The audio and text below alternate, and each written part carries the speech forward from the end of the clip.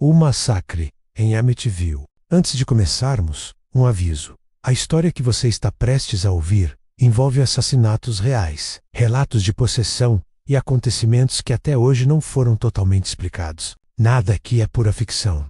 Tudo foi baseado em depoimentos, investigações e registros ligados a uma das casas mais temidas do mundo. Alguns acreditam que tudo não passou de uma mentira bem contada. Outros juram que algo maligno ainda habita aquele lugar. Cabe a você decidir. Apague as luzes, coloque os fones de ouvido e prepare-se. Porque esta é a história de Amityville, a casa que nunca ficou em silêncio. Existem lugares que parecem rejeitar a presença humana. Casas que não apenas guardam memórias, mas que lembram, observam e esperam. Em Amityville, Nova York, existe uma casa que muitos acreditam não estar vazia, mesmo quando ninguém mora nela, mesmo em completo silêncio. Tudo começou na madrugada de 13 de novembro de 1974. Dentro da casa número 112 da Ocean Avenue. 6 pessoas dormiam tranquilamente. Pais e filhos, uma família inteira. Minutos depois, todos estavam mortos. Ronald DeFeo Jr., o único sobrevivente, assassinou seu pai, sua mãe e seus 4 irmãos com um rifle. O detalhe mais perturbador não foi apenas a brutalidade, mas o silêncio absoluto. Nenhuma das vítimas acordou.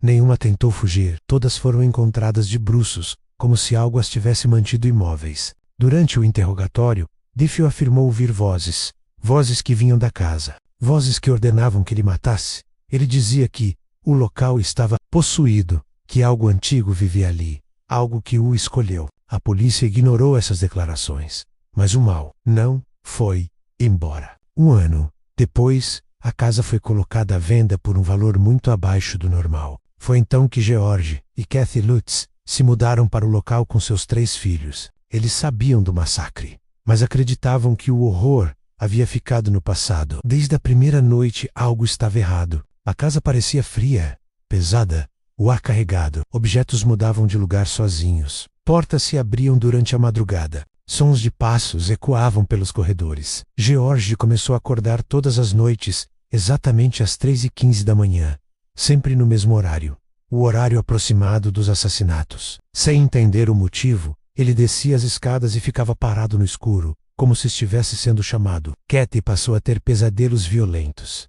Sonhava com corpos, com vozes sussurrando nomes, com algo observando da escuridão. As crianças diziam ter feito amizade com alguém invisível, um ser chamado Jody. Segundo os relatos, Jody se manifestava como um enorme porco de olhos vermelhos. Às vezes aparecia olhando pelas janelas. Às vezes apenas era sentido. Um cheiro forte de enxofre tomou a casa. Manchas semelhantes a sangue surgiam nas paredes. Um dos quartos permanecia gelado, mesmo com aquecedores ligados. Desesperada, a família chamou um padre para abençoar o local. Assim que entrou na casa, ele ouviu uma voz agressiva sussurrar ao ouvido: "Saia daqui." Instantes depois, sentiu uma queimação intensa nas mãos, como se algo invisível tentasse expulsá-lo. Ele nunca mais voltou. Com o passar dos dias, George começou a mudar. Ficou agressivo, obcecado. Passava horas olhando para a lareira apagada. Ele dizia sentir que a casa o observava, que algo queria que ele repetisse o que havia acontecido ali antes. Após apenas 28 dias, a família Lutz fugiu no meio da noite. Deixaram tudo para trás: roupas, móveis, objetos pessoais. Nunca mais voltaram. E depois da fuga, investigadores paranormais visitaram a casa. Entre eles, Ed e Lorraine Warren. Segundo eles, aquilo não era uma assombração comum, era algo pior. Uma presença não humana. Algo que se alimentava de ódio, dor e tragédia. Durante uma dessas investigações, uma fotografia tirada à noite se tornaria uma das imagens mais perturbadoras já associadas ao caso Amityville. A foto foi registrada no corredor do andar superior. E nela, algo aparece parcialmente escondido atrás da escada. Não era uma sombra comum, nem um reflexo. O que se vê é o que parece ser o rosto de uma criança.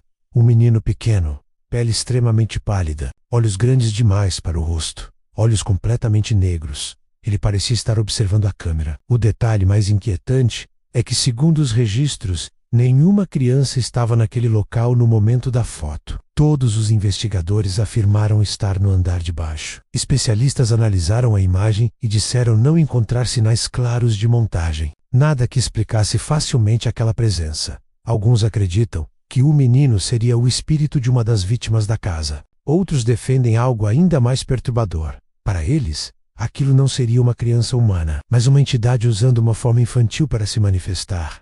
Algo que observa, que se esconde e espera ser notado. Há quem diga que aqueles olhos negros não indicam morte, mas ausência de alma. Até hoje, ninguém conseguiu explicar com certeza o que aparece naquela fotografia. Mas muitos afirmam que, ao olhar para a imagem por tempo demais, a sensação muda. Não parece que você está observando o menino. Parece que ele está observando você. Os investigadores acreditavam que o massacre da família Diffie não foi o início do mal, mas apenas o evento que fortaleceu o que já estava ali. Hoje, a casa ainda existe. O número foi alterado. Os moradores atuais negam qualquer atividade paranormal, mas quem já esteve ali diz que o silêncio é pesado demais, que as paredes parecem ouvir, que o lugar nunca está realmente vazio, porque algumas casas não esquecem, elas esperam. E se você ouvir batidas às 3h15 da manhã, talvez não seja o vento, talvez a Amityville ainda esteja chamando alguém.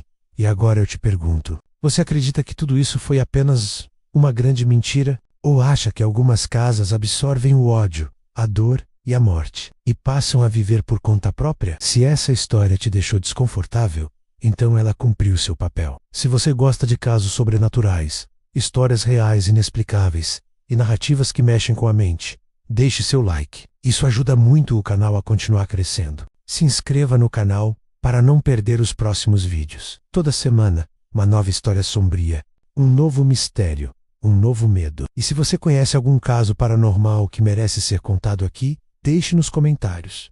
Obrigado por assistir.